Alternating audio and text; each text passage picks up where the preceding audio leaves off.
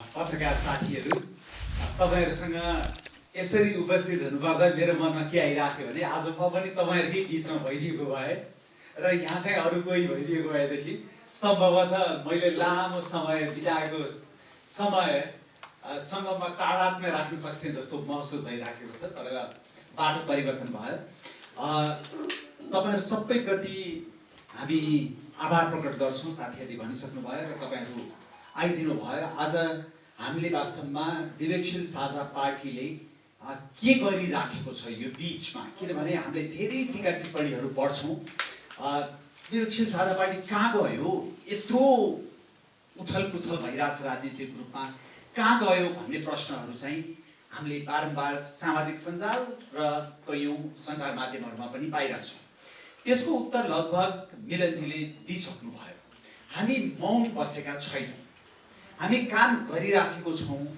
तर काम गर्ने क्रममा भएको चाहिँ के हो भने हामीबाट अपेक्षा यति धेरै भएको छ कि त्यो अपेक्षा पूर्ति गर्न सक्ने अवस्थामा हामी पुगिसकेको होइन। त्यसै कारणले गर्दाखेरि हामीले गरेका कामहरू कहिलेकाहीँ न्यून देखिन्छ र यो नेपाली समाजको चरित्र जस्तो छ, त्यो चरित्रलाई हेर्दाखेरि जति बेलादेखि हामी विवेकशील साझा पार्टी बन्यौं पहिला र त्यसपछि हामीले जे उपलब्धि हासिल गर्यौं, बीचमा केही दुर्घटनाहरू भए, केही समस्याहरू आए, त्यो भिन्दै कुरा हो। त्यसको बीचमा यो 4 वर्षमा हामीले जे उपलब्धि हासिल गर्यौं त्यो सानो उपलब्धि चाहिँ होइन। अघि मिलनजीले भन्नुभएको जस्तै हाम्रो बागमती प्रदेशमा 3 जना सदस्य हुनुहुन्छ। त्यसपछि गण्डकी प्रदेशमा पनि हामीले थ्रेसहोल्ड काटेका थियौं, तर त्यो हिसाब गर्दाखेरि हाम्रो प्रतिनिधित्व चाहिँ भएन। संघीय चुनावमा हामीले देशमा त्यति बेला 150 वटा भन्दा बढी पार्टीहरू रजिस्टर भएका थिए र त्यत्रो पार्टीहरूले भाग लिएका थिए। हामी 5औं पार्टी बन्यौं। हामीले झन्डै थ्रेसहोल्ड कटाउन लागेका थियौं। यसरी हामीले विभिन्न उपलब्धिहरू हासिल गरेर यो बीचमा वैकल्पिक राजनीतिको केन्द्रमा विवेकशील साझा पार्टी छ भन्ने कुरालाई स्थापित पनि गर्यौं। त्यही स्थापित गरेकै कारणले हामीले गाली पनि बढी खान्छौं, किनभने स्थापित नभएकाहरूले त गाली खाँदैन। तपाईहरुले नाम पनि सुन्नुभएको हुँदैन। त्यो स्थापित भएकै कारणले हामीले गाली पनि खान्छौं, किनभने हामीबाट अपेक्षा धेरै छ। अब यो सिलसिलामा हामीले जे जति कामहरू गरिराखेको छौं त्यो कामहरूको चाहिँ यहाँहरुसँग हाम्रो एउटा अनुनय विनय चाहिँ के पनि हो भनेदेखि हाम्रा कतिपय साथीहरूले गरेका विविध गतिविधिहरू, विविध किसिमका अभियानहरू, ती अभियान र गतिविधिहरू स्वाभाविक रूपमा हाम्रो अपेक्षा के हुन्छ भने हामी वैकल्पिक राजनीतिको केन्द्रमा छौं। हामी यो देशको विकृत राजनीतिमाथि हस्तक्षेप गरेर यो देश रूपान्तरण गर्ने यात्रामा छौं र यहाँहरूले पनि अघि उहाँले भन्नुभएको जस्तै त्यो रिसाइकल न्यूज, आज दाङमा त्यही कुरा भनियो एउटा भाषामा, भोलि गएर तपाईको बुटोलमा त्यही कुरा भनियो अर्को भाषामा, त्यसपछि आएर तपाईको भैरवामा त्यही कुरा भनियो अर्को भाषामा, अनि काठमाडौँमा आएर त्यही कुरा भनियो अर्को भाषामा, र त्यही समाचार हामी उत्पादन गरिराखेका हुन्छौं। अब हाम्रो आग्रह चाहिँ के पनि हुन्छ भने स्वाभाविक रूपमा यो हाम्रो आग्रहमा अलिकति तपाईको पक्षधरता पनि होला। हाम्रो अपेक्षा चाहिँ के हुन्छ भने तपाईहरु जस्ता पत्रकारहरूले हामीले गरेका गतिविधिहरू, हामीले अभिव्यक्त गरेका विचारहरूलाई पनि अलिकति महत्त्व दिइदिनु भयो भने त्यो वैकल्पिक राजनीतिले पुरानो राजनीतिक दलको जुन विकृति छ त्यसलाई सन्तुलनमा राख्न अथवा अर्को धार पनि नेपालमा जन्मिसक्यो है भन्ने कुरालाई स्थापित गर्न पनि सघाउ पुर्याउँछ। त्यसकारणले गर्दाखेरि हाम्रो यहाँहरुसँग एउटा आग्रह चाहिँ यहाँहरूले हामी जस्तो पार्टीहरूले गरेका गतिविधिहरूलाई अलिकति ध्यान दिइदिनु होला भन्ने हाम्रो अपेक्षा हो। यद्यपि त्यस्ता कुरा गर्दाखेरि कहिलेकाहीँ के आउँछ भने हैन तपाईहरु गर्नुस् न, तपाईहरुले गरेको छैन अनि कहाँबाट हुन्छ त भन्ने आउँछ। हामीले पनि गरेका छौं र अहिले वास्तवमा तपाईहरुले बेला बेलामा हाम्रो प्रेस रिलिजहरू पाउँनुहुन्छ होला। हाम्रो सोशल मिडियामा जे जति गतिविधिहरू आइराखेको छ त्यो यहाँहरुको आँखाबाट पक्कै पनि छिपेको छैन। एउटा आग्रह त्यो भयो। दोस्रो चाहिँ यो अहिलेको राजनीति जस्तो छ, हेर्नुस् यहाँ कतिपय तपाईहरु पत्रकारहरूले अहिले 20 को दशकमा हुनुहुन्छ होला, 30 को दशकमा हुनुहुन्छ होला।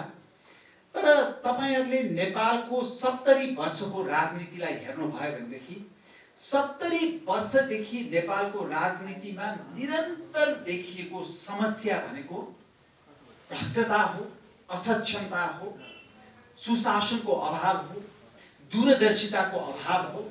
यी सबै अभावहरू र त्यसको साथमा समाजमा विद्यमान विभेद र तपाईको सीमान्तकृतहरूले जस्ता किसिमका अधिकारहरूको उपभोग गर्न पाउनु पर्थ्यो, तिनको अभावहरू फेरि आफ्नो ठाउँमा छ।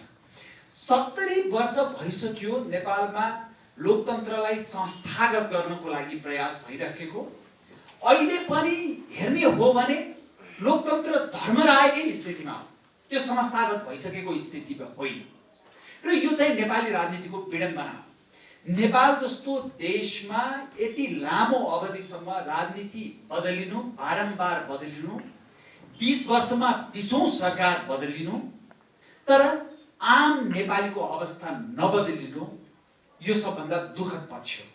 र विवेकशील साझा पार्टीको जन्म त्यो आम नेपालीको अवस्था बदल्नको लागि भएको। हामी यो देशका पूर्वदेखि पश्चिमसम्म बस्ने, उत्तरदेखि दक्षिणसम्म बस्ने सम्पूर्ण नागरिकहरूको लोकतान्त्रिक अधिकार मात्रै होइन, उहाँहरूको जनजीवनको अधिकार, उहाँहरूको सामाजिक समानताको अधिकार, उहाँहरूको मर्यादाको अधिकार, यी सबैलाई सुनिश्चित गर्न चाहन्छौँ। र त्यो सुनिश्चित नभएसम्म राजनीति सधैँ अस्थिरै रहन्छ, कुनै पनि हालतमा त्यो स्थिर हुन सक्दैन। त्यसै कारणले हामीले समग्रतामा नेपालको रूपान्तरणलाई आफ्नो लक्ष्य बनाएका छौँ र त्यही अनुसार अगाडि बढेका छौँ। अघि उहाँले सबै एक्सप्लेन गरिसक्नुभयो, त्यसमा म धेरै लामो भन्न चाहन्न। जस्तो हामीले भनेका छौँ, सार्वजनिक शिक्षा र स्वास्थ्य निशुल्क र गुणस्तरीय हुनुपर्छ। त्यो निशुल्क र गुणस्तरीय नभइकन जाजरकोट या कालीकोटको नागरिक, 70 या 72 को नागरिक र काठमाडौँको नागरिक कुनै पनि हालतमा उसले समान अधिकार पाएको भनेर भन्नै मिल्दैन। यो आधारभूत मानवाधिकार हो। आधारभूत मानवाधिकार भन्दा हामी लोकतन्त्रलाई मात्रै बारम्बार जोड दिन्छौँ।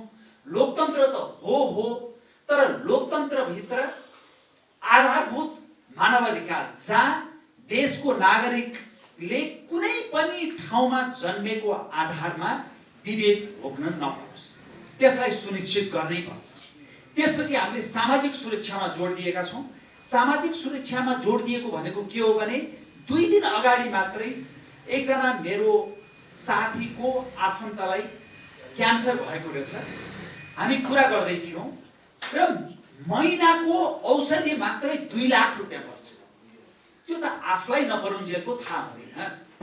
अनि आफ्नो परिवारमा परेपछि पैसा छ बाँच, पैसा छैन मर। त्यसकारणले हामी के भन्छौँ, त्यो सामाजिक सुरक्षाको अधिकार, स्वास्थ्यको अधिकार सँगसँगै सामाजिक सुरक्षाको अधिकार, शिक्षाको अधिकार सँगसँगै सामाजिक सुरक्षाको अधिकार हुनुपर्छ। त्यसै गरी रोजगारीको विषय यति महत्त्वपूर्ण छ। देशका नागरिकहरू बेच्नमा हामी गर्व गर्छौँ। श्रम सम्झौता हुँदाखेरि हाँसिकन मन्त्रीले हात मिलाएको फोटोहरू हामी सबैले देख्नुपर्छ। त्यो त लज्जाको विषय हो नि। देशको श्रम शक्ति बेचेर अनि त्यसमा खुसी बनाउने त्यो होइन। त्यसो हुनाले हामी के भन्दैछौँ भने अर्थतन्त्रलाई उद्वेलित गर्नु पर्यो। त्यो सक्षम र इमानदार नेतृत्वले मात्रै गर्नुपर्छ। अर्थतन्त्र उद्वेलित भएपछि त्यसले रोजगारी सृजना गर्छ र रोजगारी सृजना हुने भनेको जुन आज 60-70 लाख विदेशमा नेपालीहरू छन् भनेर भनिएको छ, उनीहरूको ठुलो अंशलाई कटाएर नेपालमा राख्न सकिन्छ भन्ने हाम्रो मान्यता हो। अब यी विषयहरू हामी कसरी गर्छौं भन्ने कुराहरू अहिले अन्तर्क्रियाको सिलसिलामा पनि आउँछ। तर हामीले उठाएका एजेन्डाहरू अत्यन्तै सशक्त छन्।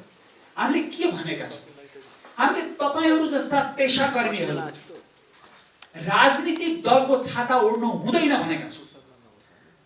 त्यसले समाजलाई विकृत गरिदिन्छ भनेका छौं।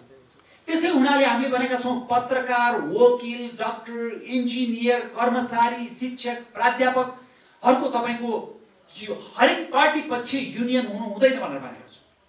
आज तपाईँ एउटा कार्यालयमा काम लिनको लागि जानुहोस्, पार्टीको कनेक्सन खोज्नुपर्छ। तपाईँ कुनै ठाउँमा जागिर खान जानुहोस्, नेतालाई को कनेक्सन खोज्नुपर्छ। तपाईँले कुनै ठेक्कापट्टा खोज्नुहोस्, राजनीतिक कनेक्सन खोज्नुपर्छ। हो, त्यो कनेक्सन हुने व्यक्तिले केही पाउला, तर यति नै हो खोजेको। भोलि कनेक्सन छैन भनेदेखि तपाईँले उपचार नपाउने, शिक्षा नपाउने, रोजगारी नपाउने, तपाईँको कार्यालयमा काम सजिलोसँग नहुने, त्यो त हुन सक्दैन। त्यसै हुनाले यो जे जति विकृतिहरू सृजना भएको छ त्यसलाई सुधार्नुपर्छ भन्ने हाम्रा बलिया एजेन्डाहरू छन्। तर ती एजेन्डाहरू अहिले पनि हामीले आम रूपमा सबै जनता माझ पुर्याउन र विश्वास दिलाउन सकिसकेको अवस्था भएको। त्यो विश्वास दिलाउने प्रयासमा यहाँहरूको पनि सहभागिता रहोस् भन्ने हाम्रो चाहना हो। त्यसै कारणले गर्दाखेरि आज हामीले अलिकति हाम्रा कुराहरू यहाँहरूलाई एक्सप्लेन गरौँ, यहाँहरूलाई बताउँ भनेर हामीले आमन्त्रण गरेका छौँ। अहिलेको स्थितिमा पनि राजनीति जुन किसिमबाट अगाडि बढिराखेको छ त्यो अत्यन्त निन्दनीय छ, त्यो अत्यन्त लज्जास्पद छ। त्यो देशको स्वाभिमानको हित विपरीत छ, त्यो राष्ट्र हित विपरीत छ। हामीले भन्छौँ हामी संविधानवादी पार्टी हो कि त भनौँ यो देशको संविधान ठीक छैन, यो देशको संविधान लोकतान्त्रिक छैन भनौँ। होइन, यो देशको संविधान लोकतान्त्रिक छ भने त्यसमा भएका अपर्याप्तताहरू पूर्ति गर्ने अधिकार पनि संविधानले दिएको छ र संसदमा नयाँ सरकार कसरी बन्छ भन्ने पनि संविधानले तय गरेको छ र संविधानले तय गरे अनुरूप सुसंस्कृत रूपमा यो देशको सरकार परिवर्तन हुनुपर्छ भने त्यो संसदीय प्रक्रियाबाटै हुनुपर्छ र यो देशको संविधानको सम्मान हुनुपर्छ र त्यसले मात्रै सुसंस्कृत राजनीतिलाई स्थापित गर्न सक्छ भन्ने हाम्रो मान्यता हो। अन्यथा हरेक चोटि हामीले संविधान च्यात्ने, कालो मुसो दल्ने, रेलिङ भाँच्ने गर्यौं भनेदेखि कहिले पनि त्यसले एक एकवटा खण्डको आकांक्षा पूर्ति गर्दै जान्छ, तर अर्को खण्डमा फेरि असन्तुष्टि ल्याइदिन्छ। तपाईहरुले कुरा नगर्दिनु भयो भने म एकदमै आभारी हुने थिएँ। तपाईहरुले अघिदेखि कुरा गरिराख्नु भएको छ, नगर्दिनु भयो भनेदेखि आभारी हुने थिएँ प्लिज। त्यसो हुनाले हाम्रो धारणा के हो भने सुसंस्कृत राजनीति स्थापित गर्ने हो भने, लोकतन्त्रलाई संस्थागत गर्ने हो भनेदेखि हामीले संविधानको पालना गर्नुपर्छ र त्यही संविधान मुताबिकै यो संसदबाट नयाँ सरकार पनि बन्नुपर्छ र संविधानको सबैले सम्मान गर्नुपर्छ। हामी पनि गर्छौं भन्ने हाम्रो मान्यता हो। अहिलेलाई मैले यति नै भने, धेरै कुराहरू उहाँले नै भनिसक्नु भएको छ। अरू साथीहरूले अहिले प्रश्न उत्तरको क्रममा पनि आउँछौँ होला। त्यसकारणले यहाँहरूप्रति फेरि एकचोटि आभार प्रकट गर्दै र हाम्रो कार्यक्रम देश विदेशबाट हेरिराख्नु भएका साथीहरूप्रति आभार प्रकट गर्दै मैले अहिले बिदा माग्न चाहे। पछि प्रश्न उत्तरको क्रममा थप जवाफ दिने छु। धन्यवाद। सानो अनुरोध गरौँ, एउटा चाहिँ सकभर तपाईहरुले प्रश्न सोध्दा एकचोटिमा एउटा सोधिदिनु भयो भने अलिकति सजिलो हुन्छ। नत्र भएदेखि टिपिएन भनेदेखि त्यो प्रश्न फेरि हराएर जान्छ। यो बेसिकली अलिकति पत्रकारहरूसँगको अन्तर्क्रियाको, पत्रकार सम्मेलनको हुने पनि त्यही नै हो। त्यो अलिकति सजिलो हुन्छ। अर्को, अब जुन तपाईको प्रश्नमा तपाईले दिएको सुझावको लागि त धेरै धेरै धन्यवाद। तपाईले अलिकति पार्टली चाहिँ सुझाव दिनुभयो। पार्टली चाहिँ तपाईको प्रश्न छ बीएसपी को चरित्र के हो भन्दाखेरि तपाईले अहिले यहाँ जुन देखिराख्नु भएको छ त्यो नै बीएसपी को अथवा विवेकशील साझा पार्टीको चरित्र हो। हामी सुसंस्कृत राजनीति भनेर भन्दाखेरि त्यसको लागि आवश्यक इन्ग्रेडियन्ट्सहरू, अवयवहरू के हुन् भन्दाखेरि हामीले यहाँ पद्धति, पारदर्शिता, इमानदारी, उत्कृष्टता, समानता, समानुभूति, साहस भनेर जुन भनेका छौँ त्यो हाम्रा मूल मूल्य मान्यता हो। तर विवेकशील साझा पार्टीले एउटा कुरा के चाहिँ प्रष्टसँग बुझेको छ भने देशको रूपान्तरण गर्नको लागि देशको नेतृत्वमा इमानदार, सक्षम नेतृत्व नपुगिकन त्यो सम्भव छैन। र अरू पार्टीहरूको जुन तपाईले चरित्रको कुरा गर्नुभयो, अरू पार्टीहरूमा सबभन्दा गुमेको यही दुई पक्ष नै, यही दुईटा हो। नत्र उहाँहरूको त्यागको पक्ष अतुलनीय छ, अतुलनीय छ। तर जब शासन सत्तामा आउनुभयो उहाँहरूले यो दुईटा चरित्रलाई कायम गरिदिन लागि सकेको भए सम्भवतः विवेकशील साझा पार्टी जन्मिनु पनि पर्दैन थियो होला, जन्मिनु पनि पर्थेन होला। तर यो दुईटा पक्ष सँगसँगै जानुपर्छ। इमानदारी मात्रै भएर पनि पुग्दैन, क्षमता मात्रै भएर पनि पुग्दैन, यो दुईटाको समायोग भएर यो सँगसँगै अगाडि बढ्नुपर्छ। वैकल्पिक भनेर सधैँ वैकल्पिक हुने, त्यसै हुनाले हामीले भन्ने गरेका छौँ हाम्रो सुरुवाती चरणमा हामी वैकल्पिक हौँ, तर हामी यो देशको निर्विकल्प शक्तिको रूपमा उदाउन चाहन्छौँ। अनि निर्विकल्प शक्ति भन्दा बेला बेलामा आउने आलोचना के हो भने निर्विकल्प त केही पनि हुँदैन, यो त तानाशाही सोच भयो भनेर पनि भन्नुहुन्छ। त्यसलाई शाब्दिक रूपमा नबुझ्दियो। निर्विकल्प भनेको के हो भने लोकतान्त्रिक रूपमा आम नागरिकहरूको मनमा अबको विकल्प विवेकशील साझा पार्टी नै हो र विवेकशील साझा पार्टी नै सत्तामा नपुगिकन यो देशको रूपान्तरण हुँदैन भन्ने कुरा आम नागरिकहरूको, बहुसंख्यक आम नागरिकहरूको मनमा परेपछि हामी निर्विकल्प भयौँ। अनि त्यसपछि हामीले डेलिभर गर्न सकेनौँ भने त फेरि हामीले विकल्पमा झारिदिइहाल्छन्, त्यो अर्थमा भनिएको हो। अब जहाँसम्म तपाईँले कर्मचारीहरूमा, पत्रकारहरूमा, वकिलमा, डक्टरमा पनि त सुसंस्कृत राजनीति चाहियो नि, त्यहाँ चाहिँ सुसंस्कृत एउटा प्रवृत्ति घुसाउनु पर्दैन भनेर भन्नुभयो। त्यहाँ सुसंस्कृत प्रवृत्ति घुसाउँछु भनेर सोच्यौँ भने त्यो फेरि त्यसले जन्माउने विकृति नै हो।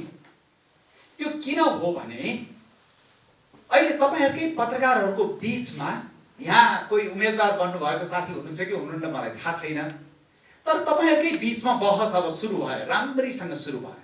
पत्रकारले पार्टीको छाता ओढ्नु हुन्छ कि हुँदैन भन्ने बहस राम्रैसँग सुरु भयो। पत्रकारले विचार राख्नु हुन्छ तर पार्टीको छाता ओढेर पत्रकारिता गर्नुहुन्छ कि हुँदैन भन्ने सुरु भयो। वकिलमा त्यही छ, नेपाल बार एसोसिएसनमा त्यही छ, न्याय परिषदमा भागभण्डा हुन्छ। अनि तपाईँ सर्वोच्च अदालतबाट न्याय कसरी पाउनुहुन्छ जब तपाईँ सर्वोच्च अदालतमा भागभण्डा गरेर न्यायाधीश नियुक्त गर्नुहुन्छ। अनि आफूलाई पर्दाखेरि चाहिँ तपाईँको न्याय दियोस्, अरूलाई पर्दाखेरि चाहिँ सेटिङ गरेर पेल्न पाइयोस्। अस्ति एकजना प्रचण्डजीले नै हो, उहाँले भन्नुभयो यो सबै सेटिङबाट भइरहेछ भन्नुभयो। सेटिङ त उहाँले पनि त गरिदिनु भयो नि त, अनि एकजनाले सेटिङ गरेपछि अर्कोले गर्दैन। त्यसो हुनाले हामीले के भनेका छौँ भने नेपाल बार एसोसिएसन होस्, न्याय परिषद होस्, संवैधानिक निकाय होस्, सरकारी वेतनधारीहरूको विषयमा होस्, यहाँ कुनै पनि हालतमा दलीय राजनीति हुन सक्दैन। त्यसले विकृति जन्माउने हो, त्यसले राजनीतिक कनेक्सन भएकालाई सेवा दिने हो, कनेक्सन नभएकालाई सेवा नदिने हो। र पत्रकारिताको हकमा पनि त्यही, पत्रकारिताको हकमा स्पष्ट कुरा के हो भने विचार हुन सक्छ, तर विचारको झोला पत्रकारिताको कोठाभित्र, कक्षभित्र पस्नु अगाडि ढोका बाहिर राख्नु पर्यो। ढोकाभित्र आएर बुद्धि र विवेकले भ्याएसम्म निष्पक्ष पत्रकारिता गर्नु पर्यो। ढोका बाहिर गएपछि आफ्नो विचारको झोला बोकेर गएको हुन्छ। तर समाजलाई सुसूचित गर्ने, समाजलाई सन्तुलित विचार दिएर निर्देशित गर्नुपर्ने पत्रकारिता होस् अथवा न्याय सबैतिरबाट अन्याय सहेपछि न्याय माग्न जाने अदालत होस् अथवा त्यसै गरी अन्य पेशाकर्मीहरूको संस्थाहरू होस्, त्यसमा राजनीति हुन सक्दैन र त्यसले विकृति जन्माउँछ भन्ने हाम्रो मान्यता हो। धन्यवाद। अलिकति मेरो तपाईँले रविन्द्र मिश्र राजावादी हो भन्ने हल्ला पनि आइरहेछन् भन्नुभयो होइन। त्यसो हुनाले मैले अलिकति आफ्नो पृष्ठभूमि र आफ्नो बारेमा भएको हल्लाको बारेमा बताउनै पर्छ है। म बीबीसीमा लन्डनमा काम गर्थेँ अनि नेपालमा सशस्त्र द्वन्द्व सुरु भयो। सशस्त्र द्वन्द्व सुरु भएपछि भूमिगत रहेका नेताहरूसँग बेला बेलामा अन्तर्वार्ता लिने सम्भवतः बीबीसी नेपाली सेवा त्यो बेलामा अग्रणी स्थानमा थियो। बेला बेलामा मैले अन्तर्वार्ता लिन थालेपछि हल्ला के चलाइयो त भने रविन्द्र मिश्र माओवादी निकट हो, पत्रकार हो भनेर हल्ला चलाइयो। अनि त्यसपछि मैले 2056 सालमा कि 54 सालमा भएको हो निर्वाचन, एउटा 2056 सालमा भएको निर्वाचनमा केही तर्कहरू पेश गरेर यो पटकको निर्वाचन एमालेले जित्नै पर्छ भनेर त्यति बेला म भूमध्य रेखा स्तम्भ लेख्थेँ, भूमध्य रेखामा लेखेँ। त्यसपछि रविन्द्र मिश्र एमाले रहेछ भनेर रविन्द्र मिश्र एमाले बन्यो। अनि त्यो केही समय चलि नै रह्यो। त्यसको केही समयपछि रविन्द्र मिश्र चाहिँ काङ्ग्रेसी हो भनेर खुब हल्ला चल्यो। हल्ला चलेपछि अहिले पनि तपाईँले भूमध्य रेखा किताब हेर्नुभयो भने त्यसमा एउटा स्तम्भ छ, त्यसमा कसरी त्यो हल्ला चलाइयो र म कसरी काङ्ग्रेसी अथवा कुनै पनि केसी होइन भनेर मैले लेख्नु पर्यो। त्यसपछि नेपालमा दोस्रो जनआन्दोलन सुरु भयो। दोस्रो जनआन्दोलन सुरु हुँदाखेरि मेरो निरन्तरको एउटा तर्क थियो। त्यो तर्क के थियो भने राजदरबार भत्काएर त्यसको ठाउँमा दिल्ली दरबार निर्माण नगरौँ, किनभने नेपालीले नेपालीलाई हानेको चट्कन चाहिँ सहन सकिन्छ, नेपालीलाई विदेशीले आएर हानेको चट्कन सहन सकिँदैन भनेर तर्क गरेँ। त्यसपछि म राजावादी भएँ। अनि राजावादी रहि नै रहेको थिएँ। अनि बीबीसी छोडेर जब साझा पार्टी सुरु गरेँ त्यसपछि म युरोपियन दलाल भएँ, युरोपियन एजेन्ट भएँ, क्रिस्चियनिटी फैलाउन आएको नेपाली धर्म संस्कृति नाश गर्ने एजेन्ट भएँ। म जहाँ छु त्यही छु, म जे छु त्यही छु। मेरो स्वाभिमानको धरातलबाट म कति पनि डगमगाएको छैन र म यस्ता किसिमका हल्लाहरूबाट विचलित हुने मान्छे पनि होइन। त्यसै कारणले विभिन्न परिस्थितिहरूमा विभिन्न किसिमका विचारहरू अभिव्यक्त गर्दा म आजसम्म माओवादी पनि भएँ, एमालेवादी पनि भएँ, काङ्ग्रेसी पनि भएँ, तपाईँको राजावादी पनि भएँ, डलरै पनि भएँ, क्रिस्चियनिटी फैलाउन आएको दलाल पनि भएँ। त्यसै हुनाले यस्ता कुराले मलाई खासै कुनै अन्तर राख्दैन।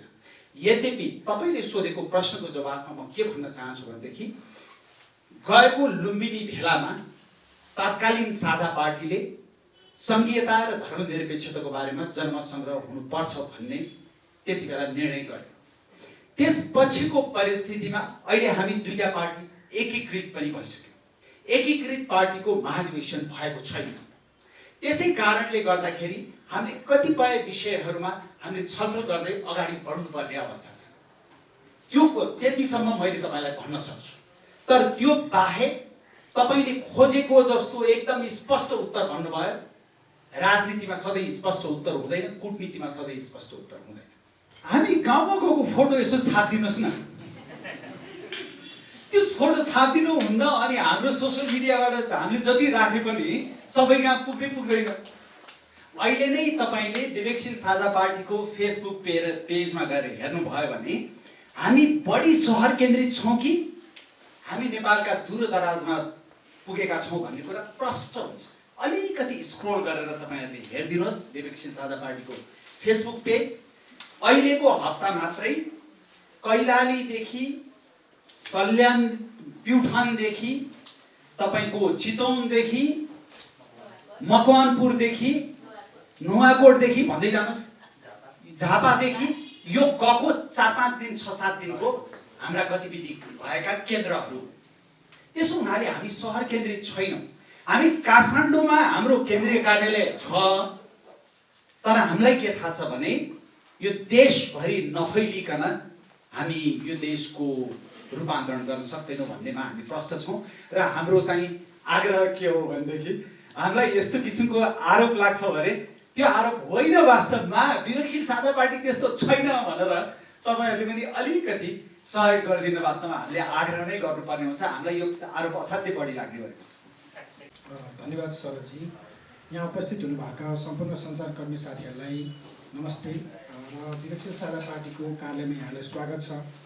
आज हामी यहाँहरूसँग यो पार्टीले के गरिराखेको छ भन्ने संवाद गरौँ भन्ने उद्देश्यका साथ यो कार्यक्रम आयोजना गर्दैछौँ।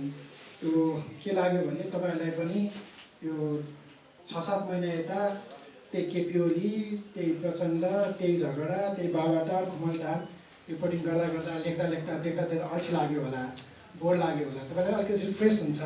बिएक्सीले चाहिँ के गर्दैछ यो मोमेन्टमा भन्ने जानकारी पनि गर्न पाउँछौँ भनेर पनि हामीले आज यो आयोजना गरेका हौँ। विवेकशील साझा पार्टीको बारेमा भन्नुपर्दाखेरि यहाँले क्लोजली नै अब्जर्भ गर्नुभएको छ। हामीले विगत 8-10 वर्षदेखि चाहिँ नेपालमा अहिले जे राजनीति चलिराखेको छ त्यसले चाहिँ आम नागरिकको आकाङ्क्षालाई पुरा गर्न सक्दैन, त्यसले आम नागरिकको अवस्थालाई परिवर्तन गर्न सक्दैन। त्यही भएर आम नागरिकको दिनचर्यालाई परिवर्तन गर्नको लागि, नागरिकलाई डेलिभर गर्नको लागि, डेलिभरीको पोलिटिक्स गर्नको लागि चाहिँ एउटा नयाँ सङ्गठन चाहिन्छ, एउटा पृथक सङ्गठन चाहिन्छ भनेर काम गरिरहेका छौँ। यही क्रममा तपाईँले अघिल्लो निर्वाचन सम्झिनुहुन्छ भने काठमाडौँबाट किशोर थापाजी, रन्जु दर्शनाजी उठ्नु भएको थियो मेयरको लागि। फर्स्ट टाइम उठेर चुनाव चिन्ह नपाइकन स्वतन्त्र रूपमा उठ्नु भएको थियो। तर त्यति गर्दाखेरि पनि एउटा काठमाडौँमा राम्रो भाग लिएर आउन सफल भएका थियौँ। प्रतिनिधि सभाकै इलेक्सन हेर्ने हो भने गत इलेक्सनमा हामीले 2,12,000 पहिलोचोटि पार्टी हामीले समायोजन गरेर साउनमा समायोजन गऱ्यौँ, मङ्सिरमा इलेक्सन लड्यौँ। त्यो 3 महिनाको दौरानमा हामीले झन्डै थ्रेसहोल्ड ब्रेक गरिसकेका थियौँ। त्यो अवस्थामा थियौँ। अहिले शोभाजी हामीसँग हुनुहुन्छ। प्रदेश नम्बर 3 मा हामी प्रादेशिक पार्टी छौँ, 4 मा हामी प्रादेशिक पार्टी छौँ। यद्यपि 4 मा हाम्रो सांसद छैन, त्यो टेक्निकल कारणले गर्दाखेरि, तर त्यहाँ पनि हामीले थ्रेसहोल्ड क्रस गऱ्यौँ। र त्यो पछि चाहिँ पार्टीमा के समस्या आयो, हामीले अरू इन्टरेक्सन पनि भनेका थियौँ, हामी एक हुन सकेनौँ।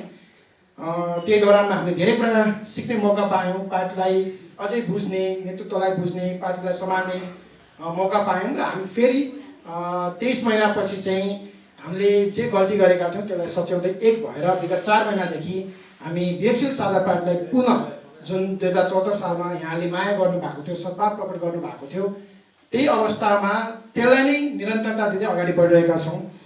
यो बिचमा हामीले विभिन्न सामाजिक राजनीतिक अभियानहरू गऱ्यौँ। सामाजिक अभियान हामीले उद्यमशीलताका कार्यक्रमहरूदेखि लिएर नेपाल खुल्ला छ कार्यक्रमहरू, नेपाल बन्द हुँदाखेरि तपाईँ हामी डराएर भनौँ न बन्द कता छन् भनेर खोज्दै हिँड्नुपर्ने अवस्थामा चाहिँ होइन, बन्द खुलाउने मान्छे चाहिँ कता छन् भनेर त्यो खोज्ने अवस्थामा 2069 सालदेखि हामीले त्यो अभियानहरू गऱ्यौँ। सूचनाको हकसँग सम्बन्धित अभियानहरू हामीले वडामा लिएर जानको लागि नेतृत्व गऱ्यौँ।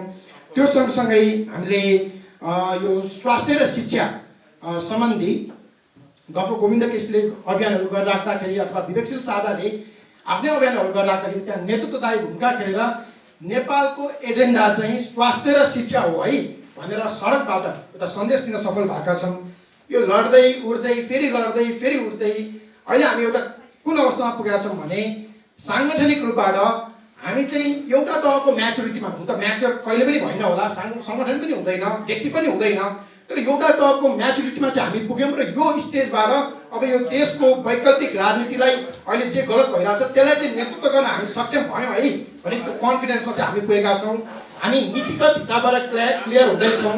अहिले यो समायोजनपछि हामी पार्टीको विधान, त्यसपछि पार्टीका दस्तावेजहरूमा काम गरिरहेका छौँ।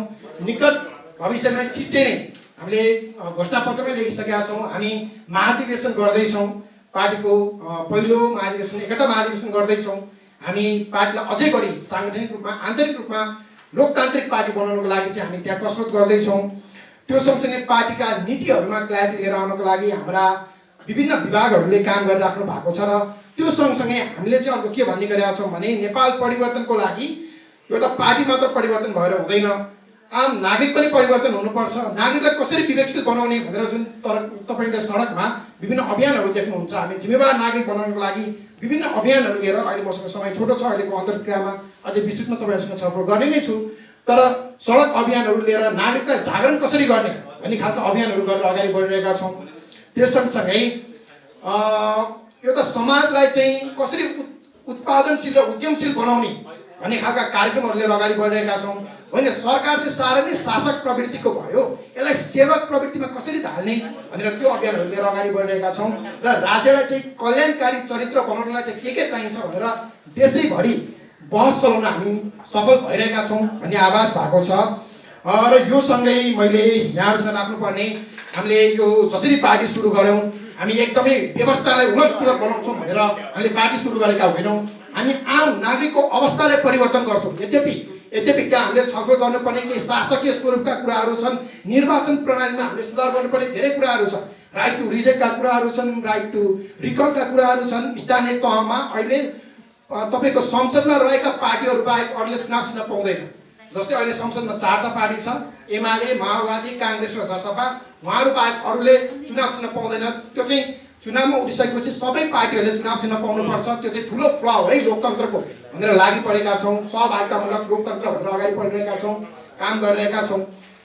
हाम्रो मूल उद्देश्य भनेको चाहिँ नागरिकको अवस्था परिवर्तन गर्नु। त्यो अवस्था चाहिँ नागरिकलाई राम्रो शिक्षा दिएर हुन सक्छ, नागरिकलाई रोजगारीको एउटा वातावरण बनाएर हुन सक्छ, नागरिकलाई स्वास्थ्यको एउटा भन्न आधारभूत स्वास्थ्य पाउन सक्ने अवस्था बनाएर हुन सक्छ। मेरा दिदी बहिनीहरू उहाँहरू सुरक्षित बाटोमा कसरी हिँड्ने, त्यो बाटोमा सुरक्षित हिँड्ने वातावरण राज्यले कसरी बनाउन सक्छ, हामी आम नागरिकले अथवा राजनीतिक दलले कसरी बनाउन सक्छौँ, त्यसको लागि लबिङ कसरी गर्ने, यी यावत मुद्दाहरू लिएर हामी अब अगाडि बढिरहेका छौँ।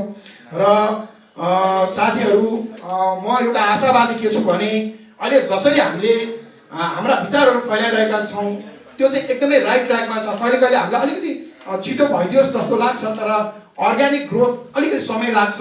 विवेकशील साझा पार्टीको अर्ग्यानिक ग्रोथ भइरहेको छ र यो म चाहिँ सधैँ त्यो सोसियल साइन्समा एउटा थ्योरी अफ इनोभेसन भन्ने छ होइन, त्यसले इएम रोजरको यो चाहिँ सोसियल साइन्स थ्योरी हो। त्यसले पनि के भन्छ भने समाजमा कुनै परिवर्तन आउनको लागि चाहिँ त्यो अलिकति समय लाग्छ, किनभने त्यो पहिला त्यो परिवर्तनलाई आत्मसात गर्ने जनसङ्ख्या जुन मतदाता हुन्छ अथवा आम नागरिक हुन्छ त्यो चाहिँ 2.5% पुग्नुपर्छ भन्छ कि, जुन थ्रेसहोल्ड भनेर हामीले भनिरहेको हुन्छौँ। त्यो 2.5%लाई हाम्रो आइडियामा बिलिभ हो भने चाहिँ अनि त्यहाँबाट परिवर्तन सुरु हुन्छ भन्छ।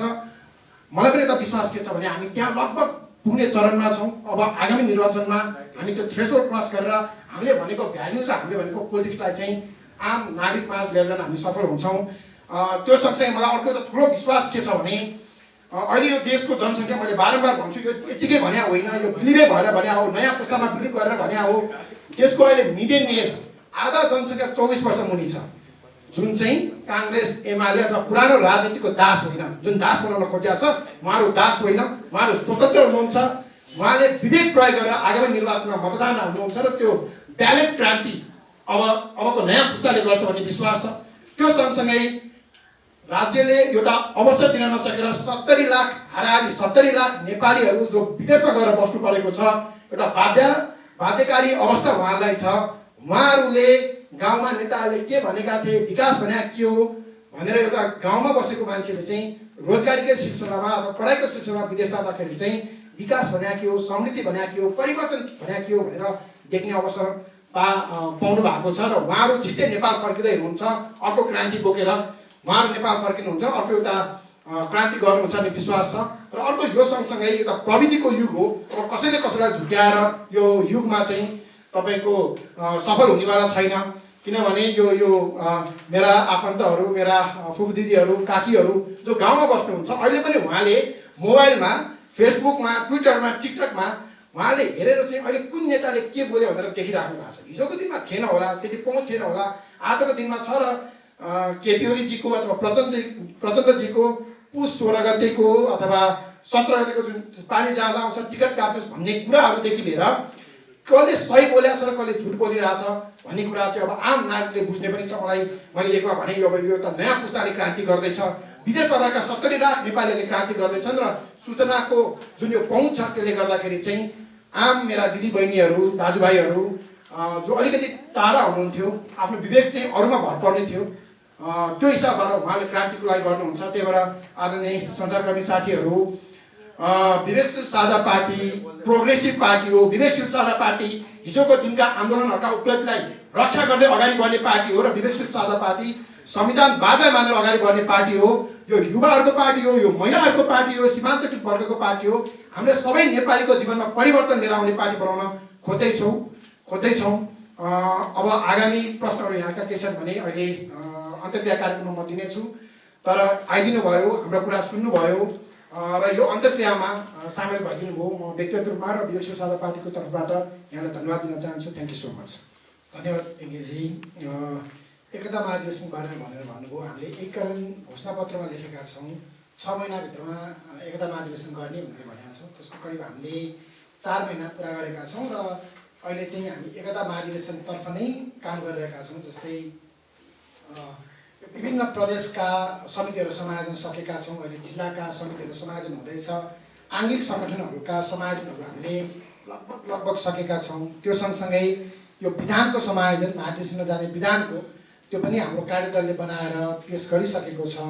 हामी अब बिस्तारै राजनीतिक दस्तावेजमा निर्वाचन आयोग, पार्टीभित्रको निर्वाचन आयोग गठन गर्ने त्यो प्रक्रियामा अगाडि बढिरहेका छौँ र हामी अब चाहिँ फुल्ली यो समायोजन पनि एक तहको सकिएको भएर अब हामी फुल्ली महाधिवेशनमा फोकस हुने भन्ने छ। हामीसँग एउटा डेडलाइन छ, त्यसले हामीलाई अभियसली प्रेसर पनि दिएको छ, प्रेरित पनि गरेको छ काम गर्नलाई।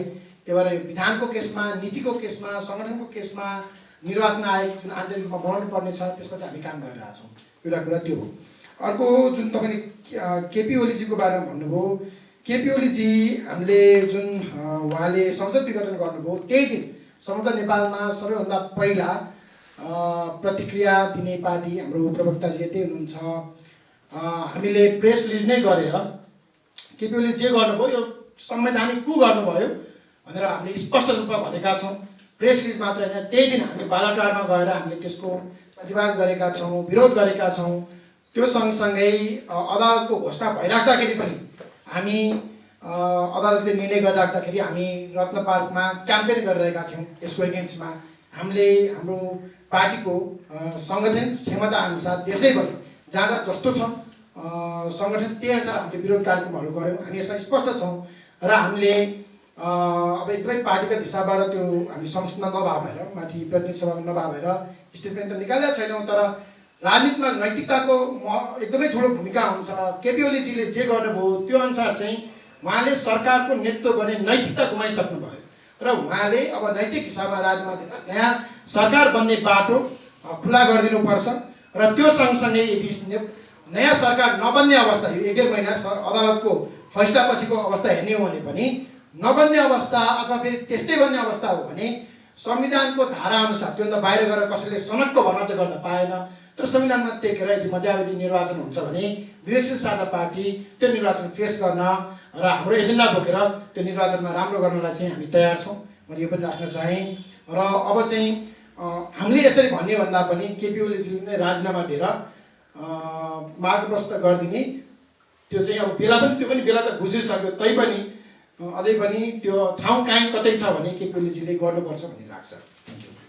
आदरणीय सञ्चारकर्मी महोदय, हाम्रो निमन्त्रणालाई स्वीकारेर तपाईँहरूले समयमै आएर हामीलाई हौसला दिइरहनु भएको छ। म विभागको तर्फबाट हार्दिक कृतज्ञता ज्ञापन गर्न चाहन्छु।